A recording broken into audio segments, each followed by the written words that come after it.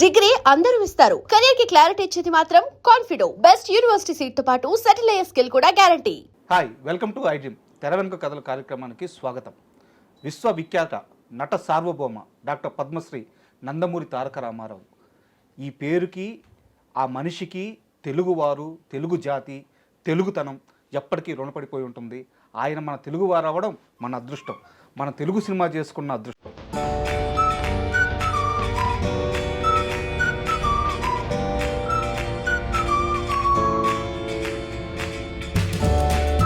అలాంటి వ్యక్తి జయంతి సందర్భంగా వారి గురించి కొన్ని మంచి మాటలు మాట్లాడుకోవడానికి వారితో కలిసి పనిచేసిన senior co director Kanagala Jayakumar గారు ఈరోజు మనతో పాటు స్టూడియోలో ఉన్నారు. వారిని అడిగి నందమూరి తారక రామారావు గారి గురించి కొన్ని మంచి విషయాలు తెలుసుకుందాం. హాయ్ సార్, నమస్తే. నమస్తే సార్, మీరు సార్ విశ్వవిఖ్యాత నట సార్వభౌమ పద్మశ్రీ అన్నారే సార్, పద్మశ్రీ కాదు, ఆయనకి భారతరత్న రావాలి. ఎత్తుకోవడం అద్భుతం. డెఫినెట్గా ఫ్యూచర్లో ఎప్పటికైనా ఆయనకి భారతరత్న రావాలి, వస్తుందని కూడా ఘంటాపదంగా చెప్పుకోవచ్చు మనం. అన్ని విధాల అర్హుడు సార్. డెఫినెట్గానండి. ఎన్టీ రామారావు గారు లాంటి ఒక వ్యక్తి ఏ యుగానికో ఒక్కడ పుడతాడండి. యుగ పురుషుడు. డెఫినెట్గా యుగపురుషుడు అనే సినిమా కూడా టైటిల్తో సినిమా కూడా తీశారు కదా సార్. ఆయనతో ఎన్టీ రామారావు గారితో నాకు ఫస్ట్ సినిమా ఎన్టీ రామారావు గారితో పడిందండి సార్. విశ్వనాథ్ గారిని కలిస్తే దేవులపల్లి కృష్ణశాస్త్రి గారు పరిచయం చేశారు నన్ను. పరిచయం చేస్తే అకౌంటెంట్స్, సెట్ అకౌంటెంట్స్ కావాలంటే రేపటి నుంచే వచ్చే అన్నారు. అని అంటే సెట్ అకౌంటెంట్స్ అంటే కూడా తెలియదు నాకు అప్పుడు, సార్ బిగినింగ్ కదా. అవునవును. సరే, సెట్ అక్వైంటెన్స్కి రమ్మన్నాడు. ఆ సెట్ ఎక్కడ ఉంటుంది, అది ఏ స్టూడియోలో ఉంటుంది, ఎలా వెళ్ళాలి, ఏమి తెలీదు. తర్వాత కాస్త పక్కన రూమ్లో సీనియర్స్ ఉంటే వాళ్ళని అడిగితే విశ్వనాథ్ గారి సినిమా అంటే వీణ స్టూడియోలో జరుగుతుందని చెప్పారు. ఆ నెక్స్ట్ డే మార్నింగ్ ఉన్న డ్రెస్సుల్లో ఒక మంచి డ్రెస్ వేసుకొని నున్నగా తలకు నూనె పెట్టుకుని అక్కడి నుంచి రంగరాజపురం నుంచి తేరంపేట నడుచుకుంటూ వెళ్ళానండి సార్. దగ్గర దగ్గర ఒక 4 కిలోమీటర్స్ ఉంటుంది. లోపలికి వెళ్తే అంతా ఎస్ఎస్లో కెమెరామెన్, నిండు దంపతుల షూటింగ్. అప్పటికి అందరూ చంద్రమోహను, తర్వాత లక్ష్మి, రమాప్రభ, రాజబాబు, కైకాల సత్యనారాయణ అందరూ ఉన్నారండి. ఇంతలోకి ఎన్టీ రామారావు గారు కార్లు దిగారు, వస్తున్నారు. వస్తుంటే అందరూ లేచి అలర్ట్ అయిపోయి నిల్చున్నారు. ఎన్టీ రామారావు గారు సెట్లోకి వస్తూ ఉంటే ఏదో ఒక దైవాంశ సంభూతిలో వస్తున్న ఒక ఫీలింగ్. నేను ఫస్ట్ టైం ఆయన చూడటం, రాముడిగా కృష్ణుడిగా చూశాం కదా. చక్కగా తెల్ల పంచ, తెల్ల లాల్చి వేసుకొని ధవళకాంతుల్లో దగదగ మెరిసిపోతున్నాడు ఆయన. ఆయన మెరిసిపోయాడో లేదో అది పక్కన పెట్టండి, నేను మెరిసిపోతున్నాను ఆయన్ని చూస్తూ. అనుభూతి చెందడం, అనుభూతి. సరే, కూర్చున్నానండి. కూర్చున్న తర్వాత సావిత్రి, రామారావు గారు వాళ్ళిద్దరికీ ఒక షాట్ అరేంజ్ చేశారు. ఒక చెట్టు, ఆ చెట్టు ముందు ఒక చిన్న దిమ్మె, ఆ దిమ్మె మీద ఇద్దరే కూర్చోవడానికి స్పేస్ ఉంది. విశ్వనాథ్ గారు షాట్ చెప్పారు, ఎస్ఎస్ఆర్ గారు షాట్ అరేంజ్ చేశారు.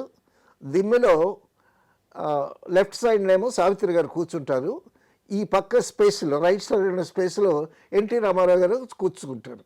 కూర్చున్న తర్వాత వాళ్ళిద్దరు సంభాషణ, ఏదో డైలాగ్ ఉంది, అది షాట్. సరే, రిహార్సల్ చేశారండి. రిహార్సల్ చేసి టేక్ అని అన్నాడు విశ్వనాథ్ గారు. బ్రదర్ టేక్ చేద్దామంటే ఓకే బ్రదర్ టేక్ చేద్దామన్నారు రామారావు గారు. అంటూ బ్రదర్ టేక్లో మసాలా వేస్తామండి అన్నారు రామారావు గారు. ఓకే బ్రదర్ అన్నాడు విశ్వనాథ్ గారు. ఆయన వచ్చి కూర్చోవటానికి ముందు ఇలాగాని సావిత్రి ఇట్ట అన్నాడు. అనేసరికి ఆ దెమ్మ మీద నుంచి సావిత్రి గారు కింద పడిపోయింది. ఎస్ఎస్ఆర్ గారు కెమెరామెన్ సావిత్రి ఏది అని అంటున్నాడు కెమెరాలో నుంచి చూసి. అంటే అనుకోకుండా జరిగినటువంటి మసాలా వేయటం అంటే ఆయన ఏదో గమ్మత్తు చేస్తాడని అనమాట. సరే, మళ్ళీ కూర్చోబెట్టి ఆ మసాలా కాస్త రేంజ్ తగ్గించి మళ్ళా రామారావు గారు వచ్చి ఆవిడ పక్కన కూర్చొని డైలాగులు చెప్పారు. అదొక షార్ట్ అయిపోయింది. ఇది మీ ఫస్ట్ ఎక్స్పీరియన్స్? అది నా ఫస్ట్ ఎక్స్పీరియన్స్ సార్. సో తర్వాత షార్ట్లు తీస్తున్నారండి. షార్ట్లు తీస్తూ ఉంటే 11 గంటలకి అది ఎస్విఎస్ ఫిలిమ్స్, మిద్దె జగన్నాథరావు గారు ప్రొడ్యూసరు. సార్ ఆయన వచ్చి 11 గంటలకి రామారావు గారి దగ్గరికి వచ్చి, అప్పుడు పెద్ద ఆయన అనేవాళ్ళం. రామారావు గారు అనేవాళ్ళం కాదు, పెద్ద ఆయన అనేవాళ్ళం. ఇప్పుడంటే రామారావు గారు అంటున్నాం అనుకోండి, అయ్యా మరి మధ్యాహ్నం లంచ్కి ఏం చేయమంటారు అని అడిగాడు ఆయన. 11 గంటలకు వచ్చి ఆయన అడుగుతారంట. అడిగితే ఆయన మెనూ చెప్తాడు ఏ కూర వండాలని. ఓకే. మిద్దె జగన్నాథరావు గారి ఇంట్లో అద్భుతంగా వంటలు చేస్తారు. శ్రీనారాయణ రెడ్డి గారు హైదరాబాద్ నుంచి మెడ్రాస్ ఎప్పుడు వచ్చినా సరే వాళ్ళ ఇంట్లోనే భోంచేస్తారు. సార్ రామారావు గారు బ్రదర్ అని ఆలోచించి, బ్రదర్ చింత చిగురు మాంసం వండించండి అని అన్నారు. అనేసరికి అలాగేనండి అని చెప్పి మిద్దె జగన్నాథరావు గారు వెళ్ళారు. అది అన్ సీజన్, చింత చిగురు దొరకదు. చింత చిగురు కోసం మెడ్రాస్ అవుట్స్కట్స్కి 4 జీపులు వెళ్ళేయండి. అంటే ఆ రోజుల్లో ఆయన మాట వేదం. రోజు 11 గంటలకు వచ్చి ఆయన మెనూ అడగాలి నిర్మాతలు. ఆ ఫుడ్ తెచ్చి రెడీ చేస్తారనమాట. వేడిగా హాట్ బాక్స్లో తెచ్చి పెడతారు. ఆయన తినగా ఏదైనా మిగిలితే మా బట్టోడికి వేస్తారనమాట, తలాకేస్తారు. సరే వెళ్ళారండి. మొత్తానికి ఎక్కడో మరి చింత చిగురు చింతకు ఏదో తీసుకొచ్చారు, చక్కగా వండారు. వెండి ఆ కూర తీసుకొచ్చి అప్పటికి 1 గంట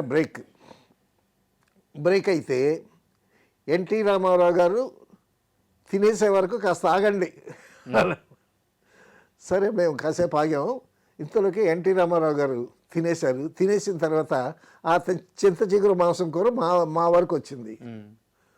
ముందేమో అసోసియేట్ డైరెక్టర్ కూర్చున్నాడు, తర్వాత అసోసియేట్ కెమెరామెన్ కూర్చున్నాడు, తర్వాత ఒక అసిస్టెంట్ డైరెక్టర్ కూర్చున్నాడు, లాస్ట్లో నేను కూర్చున్నాను.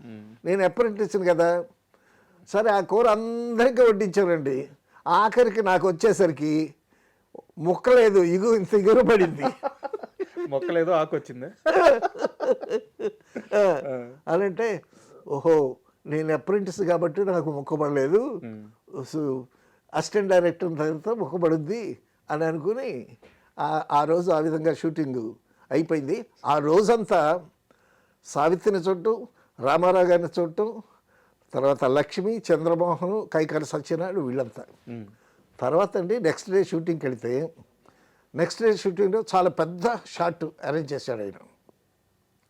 పెద్ద షాట్ అరేంజ్ చేసేసరికి ఆర్టిస్టులు అందరూ ఉన్నారు.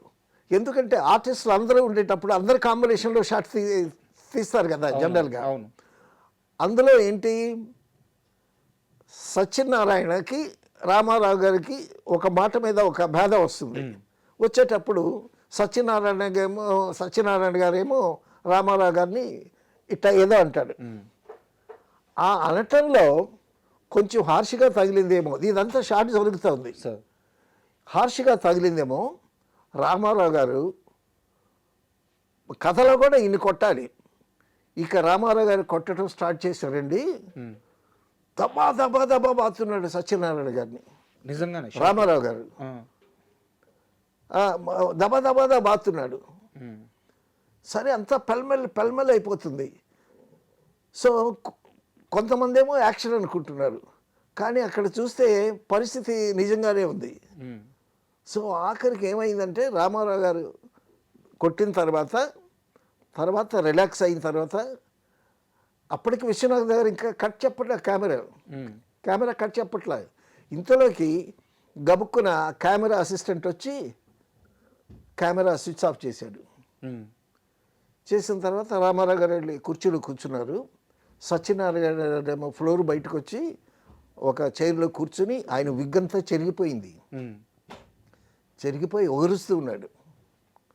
సో అందులో మరి ఈ కైకాల సత్యనారాయణ గారు రామారావు గారిని ఇట్లా టచ్ పోయి ఎక్కువ అన్నాడు, లేకపోతే ఆ డైలాగు చెప్పటంలో ఏదైనా హార్ష్గా చెప్పాడు ఏమో. నేను సెకండ్ టైం కదా అది చూడటం. సో కైకాల సత్యనారాయణ గారు అయితే విగ్గంతా చెగిరిపోయి ఒగురుస్తున్నాడు. సో మొత్తానికి ఒక హాఫ్ అన్ అవర్ షూటింగ్ లేదు, పిన్ డ్రాప్ సైలెన్స్ అనమాట వీనస్ స్టూడియోలో. హాఫ్ అన్ అవర్ అయిన తర్వాత మళ్ళా గోపాలకృష్ణ అనేటువంటి అసోసియేట్ని పిలిచి విశ్వనాథ్ గారు నెక్స్ట్ షాట్కి రెడీ చేద్దామని అంటే అప్పుడు షూటింగ్ స్టార్ట్ అయింది. తర్వాత అంటే సత్యనారాయణ గారు అడగడం కానీ వీరు ఎన్టీఆర్ గారు చెప్పడం కానీ ఏం జరగలేదు, ఏమీ లేదండి. అది అక్కడితో ఆగిపోయిందాక. ఎవ్రీథింగ్ ఎవ్రీబడి యాక్సెప్టెడ్ ఇట్, అంతే.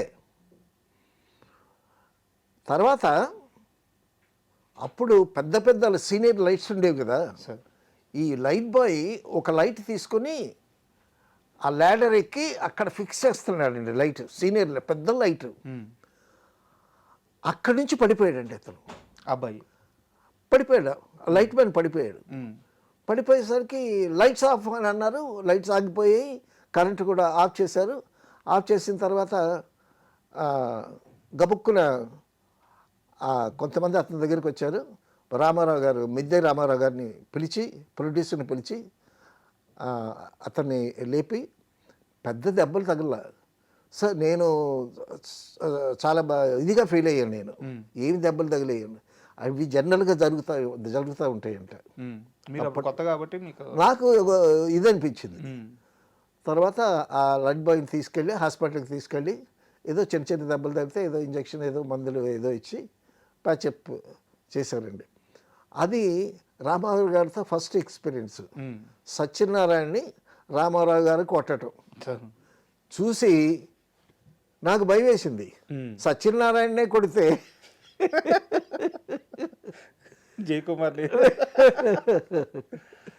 అలాగా ఫస్ట్ టైం రామారావు గారిని చూడటం, ఆ సినిమా చేయటం ఆ విధంగా జరిగిందండి. తర్వాత నేను విశ్వనాథ్ గారితో శోభన్ బాబు సినిమాలు వరుసగా పనిచేయడం జరిగింది. చెల్లెలి కాపురం కానీ, కాలం మారింది కానీ, తర్వాత మధ్యలో కృష్ణ గారి సినిమా నేరవ శిక్ష, అలా చేసుకుంటూ వచ్చా. మళ్ళీ ఎప్పుడైనా రామారావు గారి సినిమా ఒకటి చేద్దామనేటటువంటి ఉద్దేశం ఉండేది. అయితే చిన్ననాటి స్నేహితులు సినిమా జరుగుతూ ఉంటే అప్పటికి కాస్త ఎక్స్పీరియన్స్ వచ్చింది కదా మనకి. అప్పుడు చిన్ననాటి స్నేహితులు జరుగుతూ ఉంటే నేను ఆ సినిమాకి పనిచేయకపోయినా షూటింగ్కి వెళ్తూ ఉండేవాడిని. విశ్వనాథ్ గారే కదా కాబట్టి వెళ్తూ ఉండేవాడిని. వెళ్ళేసరికి ఏవిఎం స్టూడియోలోనండి అందరూ కూర్చున్నారు. రామారావు గారు వచ్చారు. రామారావు గారు వస్తే ఆయనకు ఒక చైరు, దాని మీద పెద్ద Turkey towel, white Turkey towel వేశారు. వేసిన తర్వాత టిఫిన్ అన్నీ అయిపోయిన తర్వాత 11 o'clockకి మళ్ళీ ఫ్లోర్ బయటకు వచ్చారు ఆయన. అప్పుడు ఫ్లోర్ చక్కగా కుర్చీలు వేసుకొని చెట్టు కింద ఫ్లోర్ బయట కూర్చోటమే, ఈ క్యారవాన్లు ఏమేమి లేవు అప్పుడు. సో రామారావు గారు కూర్చుంటే ఆయన ముందు ఒక టీపాయ్ పెట్టారు. టీపాయ్ పెట్టిన తర్వాత వరుసగా అటు 3-4 చైర్లు, ఇటు 3 సార్లు రాజుగారి దర్బార్లాగా ఉందన్నమాట. ప్రొడ్యూసర్లు, డైరెక్టర్లు అందరూ కూర్చున్నారు. ఆయన మధ్యన కూర్చున్నాడు, టీపాయ్ పెట్టారు. ప్రొడక్షన్ మేనేజరు ఎన్టీ రామారావు గారికి ఇష్టమని కేజీ జీడిపప్పు మిఠాయి, 1 కేజీ జీడిపప్పు మిఠాయి తీసుకువెళ్తుంటే ప్రొడక్షన్ మేనేజర్ దగ్గర నుంచి ప్రొడక్షన్ ఎగ్జిక్యూటివ్ తీసుకుని నేను తీసుకెళ్తాను అని అది తీసుకొచ్చి అట్ట పెట్టాడండి. అప్పుడు రామారావు గారిది ఏంటి, స్వింగింగ్ చైర్ అనమాట. సో ఆ కేజీ జీడిపప్పు, గుండు జీడిపప్పు ఊటీలో ఉంటుంది, గుండు జీడిపప్పు, ఆ పప్పుతో తయారు చేసినటువంటి జీడిపప్పు మిఠాయి అనమాట, కేజీ జీడిపప్పు. ఆ కుప్పలా పెడితే రామారావు గారు ఇలా ముందుకొచ్చి ఇట్ట తీసుకొని నోట్లో వేసుకొని వెనక్కి వెళ్ళి మళ్ళీ ముందుకు వచ్చేసరికి ఇది లోపల క్రష్ అయిపోయేది. మళ్ళీ వచ్చి గుప్పుడు తీసుకొని అట్లా తింటాయి. బ్రదర్ తీసుకుంటారంటే ఎవరు తీసుకుంటారు? అలాగా నేను కళ్ళారా చూశానండి. ఆ కేజీ జీడిపప్పు మిఠాయి అసలు 1 పావు గంటలో తినేసాడండి ఆయన, రామారావు గారు. అసలు ఆ తిండి ఏమిటో, అంత తిండి తినేవాడా ఎన్టీ రామారావు గారు. బిగినింగ్ స్టేజ్లో వాహిని స్టూడియోలో రామారావు గారు, నాగేశ్వరరావు గారు వీళ్ళందరూ జీతాలకి పనిచేసేవాళ్ళు కదా. అప్పుడు ఆ జీతాలకు పనిచేసేటప్పుడు రామారావు గారు వచ్చి ఎర్లీ మార్నింగ్ వచ్చి వాహిని స్టూడియోలో ఫైట్స్ ప్రాక్టీస్ చేయాలి. ఫైట్స్ ప్రాక్టీస్ చేయాలి. అప్పుడు వీడికి ఇచ్చే టిఫిన్ ఏంటి? 2 ఇడ్లీ వడ, సార్ 2 ఇడ్లీ వడ టిఫిను. ఈయనేమో ఫైట్ అదంతా ప్రాక్టీస్ చేసేవాడంట. ఈయనకి 2 ఇడ్లీ వడ చాలట్లేదు. ఎట్ట సరిపోతుంది? కేజీ జీడిపప్పు తినడానికి 2 ఇడ్లీ వడ ఏం సరిపోతుందండి. ఒకసారి ఫైట్ ప్రాక్టీస్ అంతా అయిపోయిన తర్వాత నాగిరెడ్డి గారి దగ్గరికి వెళ్ళి, సార్ చిన్న ఏంటి చెప్పండి అన్న, నేను ఫైట్ ప్రాక్టీస్ చేస్తానండి, నాకు ఆకలి ఎక్కువ, 2 ఇడ్లీ వడ చాలట్లేదండి అన్న. అని అంటే అప్పుడు ఈయన ఎక్స్ట్రా టిఫిన్ గ్రాంట్ చేశారు ఆయనకి. సో ఆ విధంగా ఉండేది. అంటే చాలామంది మాట్లాడేటప్పుడు ఏంటంటే ఎన్టీఆర్ గారు అలా తిన్నారు, ఇలా తిన్నారు, చూసిన ఎక్స్పీరియన్స్తో చెప్తారు. అవును. కానీ ఆయన అలాగే కడుపు మార్చుకొని ఎదిగారు కదా. కడుపు మార్చుకోవటం ఏంటండి, రాముడు కృష్ణుడు వేషాలు వేసేటప్పుడు ఆయన నిమ్మకాయ నీళ్ళే తాగుతాడు. సార్ అసలు ఫుడ్ ఏమి ఉండదు, చాప మీద పండుకుంటాడు. ఎంత నిష్టగా ఉంటాడు ఆయన, ఎంత తింటాడో అంత రాక్షసులాగా పనిచేస్తాడు ఆయన. సార్ అంత ఎనర్జీ ఉంటుంది అప్పటికి. తర్వాత ఆయన ఎర్లీ మార్నింగ్ ఎక్సర్సైజ్ చేసేటప్పుడు ఇంటి ముందు, అప్పుడు ఈ జిమ్ములు ఈ ఎక్విప్మెంట్లు ఏం లేవు కదా, ఇంటి ముందు ఒక బండిని ఇసుక కుప్ప పోయించేసాడంట ఆయన. ఆ ఎక్సర్సైజ్ ఏంటి, ఆ ఇసుక కుప్పంతా పాలతో ఇటు వేయటం, ఆ ఇసుక కుప్పంతా ఇటు వేయటం, అదొక ఎక్సర్సైజ్. ఆ ఎక్సర్సైజ్ అయిన తర్వాత స్నానం చేసిన తర్వాత పూజ గిజ ఏదో ఆయన చేసుకున్న తర్వాత చక్కగా మేకప్ వేసుకుని తర్వాత సుష్టుగా భోంచేసి అప్పుడు డ్రెస్ వేసుకుని, అప్పటికి ఈయన చూడటానికి తిరుపతి వెళ్ళి గుండ్లు కొట్టించుకొని రామారావు గారు చూడటానికి ఒక 4 బస్సులతో జనాలు రెడీగా ఉంటారు. అక్కడ దర్శనం అయిపోయిన తర్వాత అక్కడ దర్శనం అయిపోయిన తర్వాత ఇక్కడ దర్శనం. సరే, అక్కడ వాచ్మెన్ ఏం చేస్తాడు, రామారావు గారు బయటకు వచ్చేంత వరకు మీరు బస్సులోనే కూర్చోండి, ఆయన బయటకు వచ్చిన తర్వాత అప్పుడే కిందకి రండి అని ఇన్స్ట్రక్షన్స్ ఇస్తాడు. ఇది ప్రతిరోజు ఉంటుంది సార్? ఇది ప్రతిరోజు ఉంటుంది, ప్రతిరోజు ఉంటుంది. సరే, అప్పటికే మేకప్ వేసుకొని డ్రెస్ వేసుకొని రామారావు గారు వస్తూ ఉంటే అప్పుడు వీళ్ళంతా బస్సుల్లో దిగి అలాగే తేరిపార చూస్తూ ఉంటారు. ఆయన తేరిపార చూస్తూ ఉంటే అప్పుడు ఆయన అడుగుతాడనమాట, మీ దేవురు ఎక్కడి నుంచి వచ్చారు? మాది శ్రీకాకుళం అండి. నాగావళిలో నీళ్లు ఉన్నాయా, పంటలు పండుతున్నాయా అని చక్కగా అడుగుతాడు. మీ దేవురండి, మాది రాజమండ్రి అండి. రాజమండ్రి చాలా బాగానే ఉంటుంది, అక్కడ పంటలన్నీ బాగా పండుతాయి. ఈ మీరు ఎత్తుకున్న అబ్బాయి ఎవరనంటే మా మనవడండి. అయితే వాడిని బాగా చదివించండి అని 4 బస్సులు వాళ్ళని ఒక 10 మందిని చక్కగా పలకరించి ఆయన పలకరింపుకి వీళ్ళు పులకించిపోతారు. అంతే కదా, ఎన్టీఆర్ అంత ఒక రాముడిని చూసినట్టు, ఒక కృష్ణుడిని చూసినట్టు, ఒక అవతార పురుషుణ్ణి చూసినట్టు చాలా ఆనందంగా చాలా నిండు మనసుతో పడతారనమాట. తర్వాత అండి జనాలకి, ప్రేక్షకులకి ఎంత ప్రేమో ఎంత ఇష్టమో. ఒకసారి రాముడు భీముడు షూటింగు నాగార్జున సాగర్లో జరుగుతుంది. నాగార్జున సాగరు కన్స్ట్రక్షన్ ఇంకా జరుగుతూ ఉంది. అక్కడ షూట్ చేస్తే ఆ బ్యాక్గ్రౌండ్ అంతా బాగుంటుందని రాముడు భీముడు షూటింగ్ నాయుడు గారు అక్కడ పెట్టారు.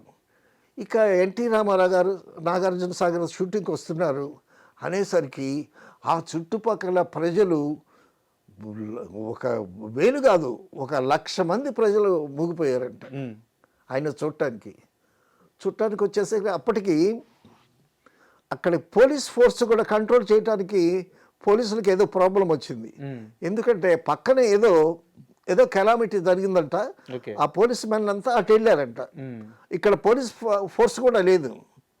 లేకపోయేసరికి రామానాయుడు గారేమో ఇక్కడ షూటింగ్ చేయటము కష్టం అది ఇది అని అంటే అప్పుడు రామారావు గారు, బ్రదర్ మీరేం కంగారు పడకండి అని చెప్పి రామారావు గారు ఒక హైట్, ఒక చెప్టాలాగా ఎక్కి అందరికీ ఇలాగ చేతులు పెట్టి అందరికీ ఒక నమస్కారం పెట్టి,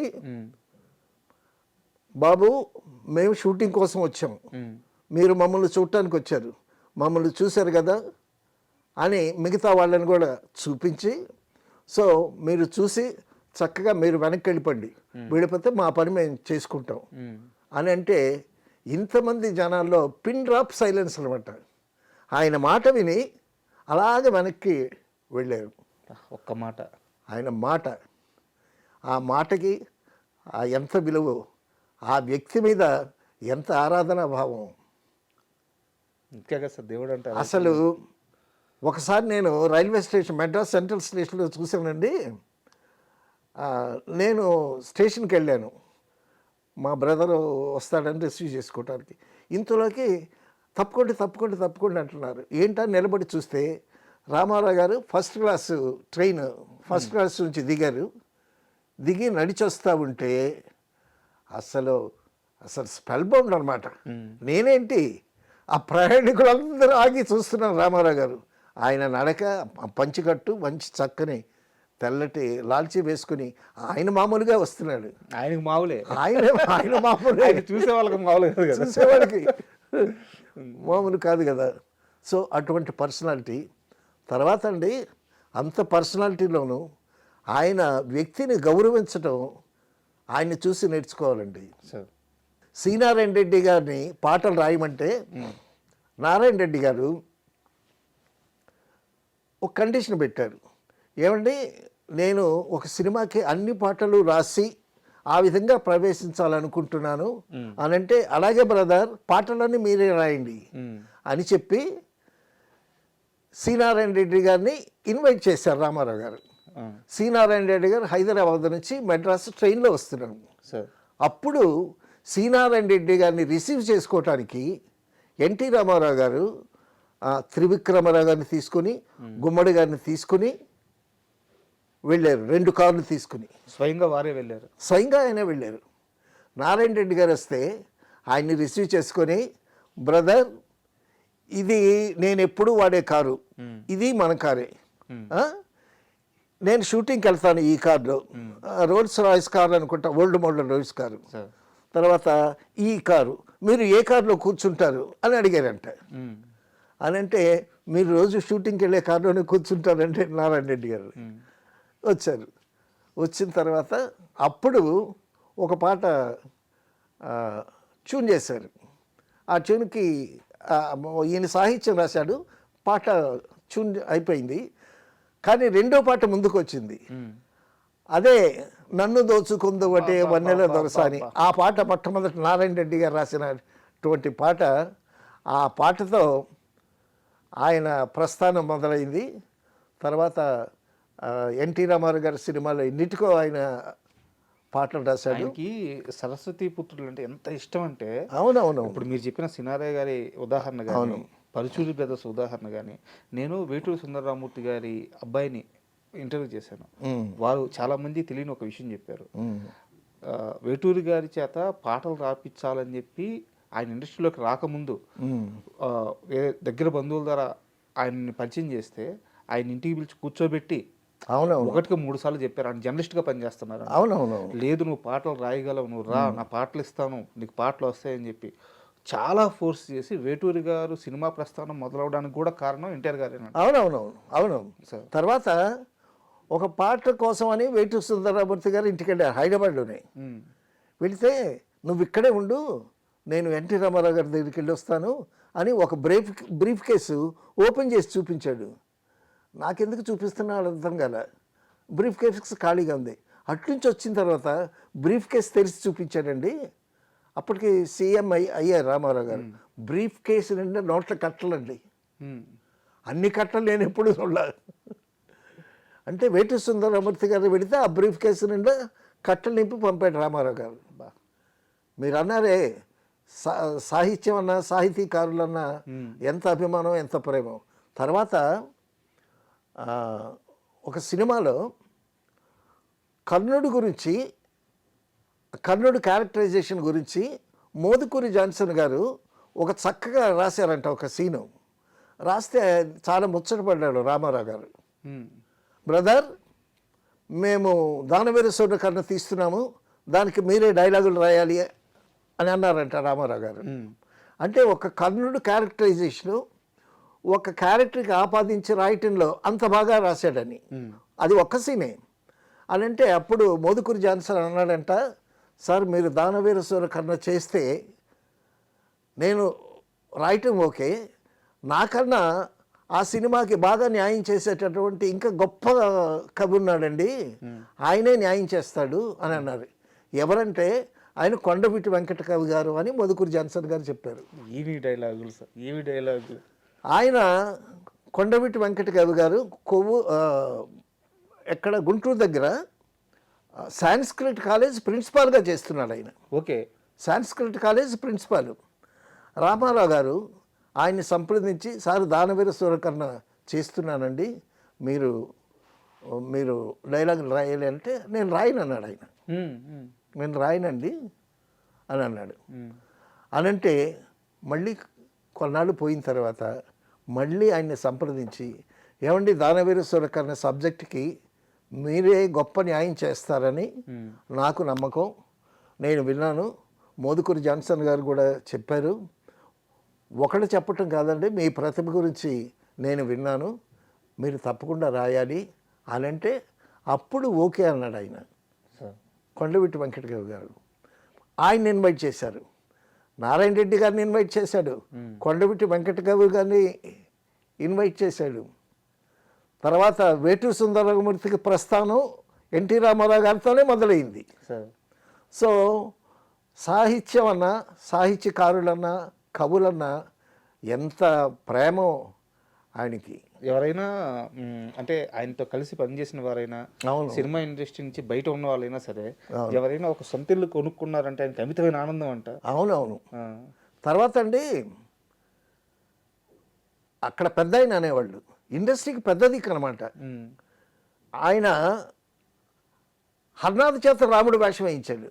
ఆయన డైరెక్షన్లో రాముడు వేషం వేశాడు, చాలా బాగున్నాడు అని అనుకున్నారు. అనుకున్న తర్వాత ఆయనకి సినిమాలు వచ్చాయి, ఆయనకి మార్కెట్ వచ్చింది, బ్రహ్మాండంగా వెలుగుతున్నాడు, బాగా మందు తాగుతున్నాడు అని అర్థమైంది. హర్నాథ్ పిలిచాడు, బ్రదర్ మీకు చాలా మంచి భవిష్యత్తు ఉంది, మీరు మద్యానికి బానిసలు అవుతున్నారని విన్నాను, మీ కెరీరు పాడవుతుంది, జాగ్రత్త అండి అని అన్నాడు. ఆయన అన్న తర్వాత 4 రోజులు మానేశాడు, మళ్ళీ 5 రోజుల నుంచి మొదలుపెట్టాడు. అప్పటికి వీరాభం అనే సినిమాలో హర్నాథ్ హీరో అనుకున్నారు.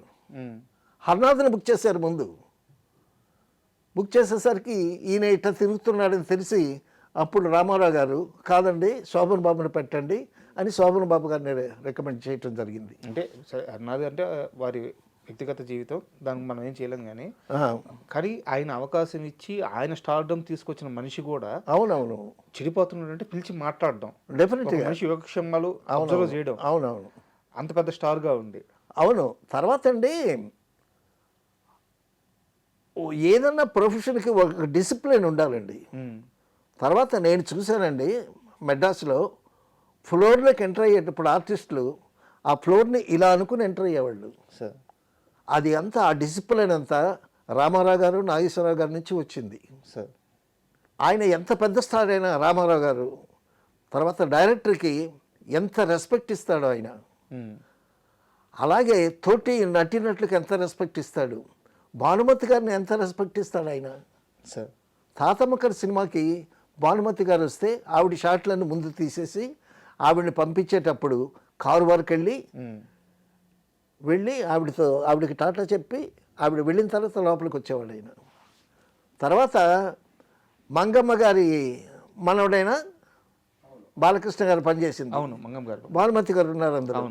అప్పుడు ఈ విషయం తెలిసి భానుమతి గారు చాలా గొప్ప నటీమణండి, ఆవిడ బహుముఖ ప్రజ్ఞావంతురాలు, ఆవిడతో మీరు చాలా మర్యాదగా గౌరవంగా ఉండాలి, ఆవిడ వెళ్ళిపోయేంత వరకు ఆవిడని కారు దగ్గర సాగనంపి ఆవిడకి బాయ్ చెప్పాలి మీరు, అదేదైనా బాలకృష్ణ గారికి చెప్పారు. జాగ్రత్తలు చెప్పాడు.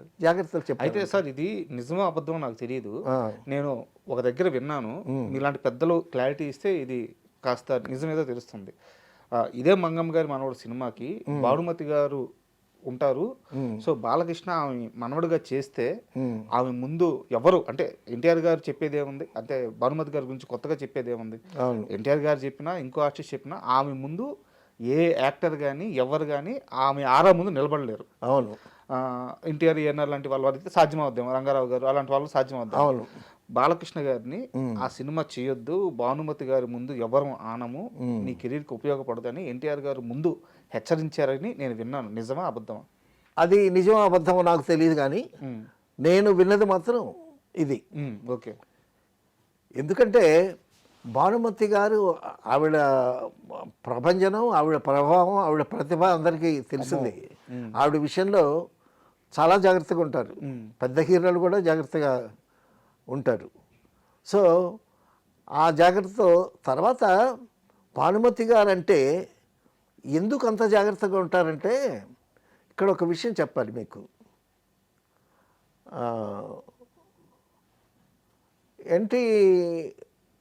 ఎన్టీ రామారావు గారి సినిమాలోకి భానుమతి గారు ఒక వేషం వేయాలి. ఆ వేషానికి డివి నరసరాజు గారిని పంపించారు రామారావు గారు. నరసరాజు గారు వెళ్ళి భానుమతితో మాట్లాడారు. డివి నరసరాజు గారు ఆ సినిమాకి రైటరు, చాలా పెద్ద మనిషి, జెంట్మెన్ ఆయన.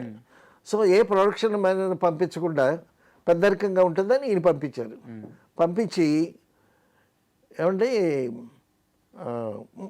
చెప్పండి, పలానా వేషం, ఆ క్యారెక్టర్ అదంతా చెప్పండి, మీరు వెళ్ళి చెప్తే వింటుంది ఆవిడ. తర్వాత రెమ్యునరేషన్ విషయం కూడా అప్పటికి రామారావు గారు 4 లక్షలు తీసుకుంటున్నారు. 4 లక్షలు తీసుకుంటే 4 లక్షలు చెప్పబాకండి, 2 లక్షలని చెప్పండి అని చెప్పి పంపించారు. పంపిస్తే నరసరాజు గారు వెళ్ళి మాట్లాడి, అమ్మ ఇలా వేషం వేయాలి అది ఇది అని మాట్లాడారు. మాట్లాడిన తర్వాత రెమ్యునరేషన్ విషయం నెక్స్ట్ డే వస్తే, అమ్మ రెమ్యునరేషన్ మరి ఎంత మాట్లాడాలి కదా అని అన్నాడు. ఎన్టీ రామారావు గారు ఎంత తీసుకుంటున్నారు, దానికి 5,000 తక్కువేసి ఇవ్వండి అని చెప్పిందంట ఆవిడ. ఓకే. ఆమె రేంజ్కి తగ్గట్టు మరి హీరో కాబట్టి ఒక 5,000 కన్సెషన్ ఇచ్చింది ఆవిడ. సరే ఆయన ఆ నెక్స్ట్ డే 5,000కి తక్కువ 2 లక్షలు తీసుకుని వచ్చాడు. తీసుకుని వచ్చిన తర్వాత ఇదిగోండి మీ అమౌంట్ అది ఇది అని అంటే, భానుమతి గారు ఏం చేసింది, ఎన్టీ రామారావు గారు 2 లక్షలు తీసుకుంటున్నాడు కదా, ఇప్పుడు నాకు 1,95,000 ఇచ్చారు కదా అని ఈవిడ ఒక 5,000 ఇచ్చి ఈ 2 లక్షలు తీసుకుని ఆయన రెమ్యునరేషన్గా తీసుకొని నా సినిమాలో యాక్ట్ చేయమని చెప్పండి అని అంది. అప్పుడు 4 లక్షలు తీసుకునేటటువంటి ఎన్టీ రామారావు గారు 2 లక్షలకి యాక్ట్ చేయాల్సి వచ్చింది. చేశారుగా, అమ్మాయి పెళ్ళేదో సినిమా చేశారంట. సో అంటే ఆవిడకి అవన్నీ ముందే ఊహిస్తుంది ఆవిడ. ఆవిడ చాలా తెలివైంది, బహుముఖ ప్రజ్ఞాశాలి అని అందుకే అన్నారా. ఏంటండి, ఒక సినిమాలో మిసం సినిమాలో ఈవిని తీసేసి సావిత్రిని పెట్టారు. తోడునేడు సినిమాలో సావిత్రి ప్లేస్లో భానుమతి వచ్చి కూర్చుంది. ఇట్లాంటివన్నీ జరుగుతాయి. అంటే అయితే మనం ఎన్టీఆర్ గారి గురించి మాట్లాడుకున్నాం కాబట్టి, అవును, మీరు చివరిగా ఒక మాట చెప్పండి. ఆయనతో కలిసి ప్రయాణించారు, ఆయన్ని చూస్తా ఆనందపడ్డారు, ఆయన స్టార్డమ్ దగ్గర నుంచి ఆయన ముఖ్యమంత్రి అవ్వడం చూశారు. అవును, ఆయన అంత రేంజ్కి ఎదిగిన తర్వాత ఏ రోజన్నా ఆయన కలిసారా మీరు? ఆయనతో మాట్లాడడం కానీ? ఏడ కలిసామో ఫస్ట్ సినిమాతో భయపడితే ఆ భయం అలాగే ఉండిపోయింది. తర్వాత చిన్నాటి స్నేహితులు షూటింగ్ అయ్యేటప్పుడు ఎన్టీ రామారావు గారు ఉండేటప్పుడు ఆయన చూడటానికి వెళ్ళాము ఏవిఎంకి. సో అప్పుడప్పుడు అలా చూడటమే ఆయన్ని. తర్వాత ఫంక్షన్స్లో చూడటం, అలాగే చూడటమే. తర్వాత ఎన్టీ రామారావుతో కలిసి పనిచేసేటటువంటి అదృష్టం నాకు దొరకలేదు. తర్వాత శోభన్ బాబు గారు, కృష్ణ గారు, నాగేశ్వరరావు గారితో సినిమాలు చేయటం తటస్థించింది. తర్వాత ఎన్టీ రామారావు గారిని, ఆ విగ్రహాన్ని, ఆ మనోహర విగ్రహాన్ని ఫంక్షన్స్లో చూడటమే. సార్ నిజంగా చాలా చాలా థ్యాంక్ యూ. ఎందుకంటే ఆయన యుగ పురుషుడు, తెలుగువారి ఆత్మగౌరవాన్ని నిలబెట్టిన డెఫినెట్గా అలాంటి గొప్ప వ్యక్తి గురించి అద్భుతమైన విషయాలు తెలియజేశారు. తర్వాత అలాగే మీరు ఇంటర్వ్యూ స్టార్టింగ్లో ఒక మాట అన్నారు, పద్మశ్రీ కాదు డెఫినెట్గా భారతరత్న రావాల్సిందే అని చెప్పేసి. అది నిజమవ్వాలని మనస్ఫూర్తిగా కోరుకుందాము సార్. తర్వాత 2002లో ఎన్టీ రామారావు గారి మీద ఒక కవిత రాశాను నేను. అది చదివి వినిపిస్తాను, చెప్పండి. దానితో ఫినిష్ చేద్దాం. నాటి ప్రభంజనం ఎన్టీఆర్ తెలుగు కీర్తి కిరీటాన కోహినూరు వజ్రమా, రంగుల తెర వేలుపువై వెలిగిన నటరత్నమా, చరితార్థం నీ చరిత్ర చలనచిత్ర చరిత్రను, నటరాజ నర్తనం నీ నటనా కౌశలం, తెలుగు సంస్కృతి సభలు తెలుగు సంస్కృతి ప్రభలు వెదజల్లిన తెలుగోడా, తెలుగు ఆత్మగౌరవాన్ని చాటిన ఓ మనగాడ, నాడు నాడు పయనించి ప్రతి నాడిని కదిలించి చైతన్యం నింపినావు, స్ఫూర్తిని రగిలించినావు, కొండనేని ఢీకొట్టే గుండె ధైర్యం ఇచ్చినావు, సర్కారును సృష్టించి మేలు ఏలికైనావు. అంబరమే అబ్బురుపడి సంబరాలు చేసింది, తెలుగు జాతి జయ పతాక వినువీధిని ఎగసింది, ఢిల్లీ నేతల గుండెలు గుభిళ్ళను మ్రోగాయి, ఉవ్వెత్తున ఎదిగినావు జాతీయ స్థాయికి. బా, అద్భుతంగా ఉంది సార్. అంటే ఆ మనిషి గురించి ఇంత బలమైన మాటలు రాయడం ఆయనకన్నీ అలా అలంకారంగా కుదిరినాయి ఆ కవితలో పెట్టే మాట. ఎంత గొప్ప కవిత్వం నిజంగా great sir. Thank you. And for more videos, Please subscribe to iDream. Please subscribe to iDream. Please subscribe iDream. And please subscribe to iDream. For more videos, subscribe to iDream. please like, share and subscribe to the channel. Congratulations, iDream. Subscribe to iDream. Subscribe to iDream. So subscribe to iDream Media. iDream team అందరికి huge congratulations. Please subscribe iDream Media. Please subscribe to iDream. Subscribe iDream. Please subscribe to iDream. iDream అంటే నా కళల ఛానల్ను subscribe చేసుకున్న నోరు తిరుగుతలేదు, మీరైతే గంట గుర్తు కొట్టండి. For more such videos, please subscribe to iDream. Subscribe to iDream. Please subscribe to iDream. Please subscribe iDream Media. Please do subscribe to iDream. Please subscribe to iDream Media. For best entertainment and information, please subscribe iDream. And don't forget to subscribe to iDream.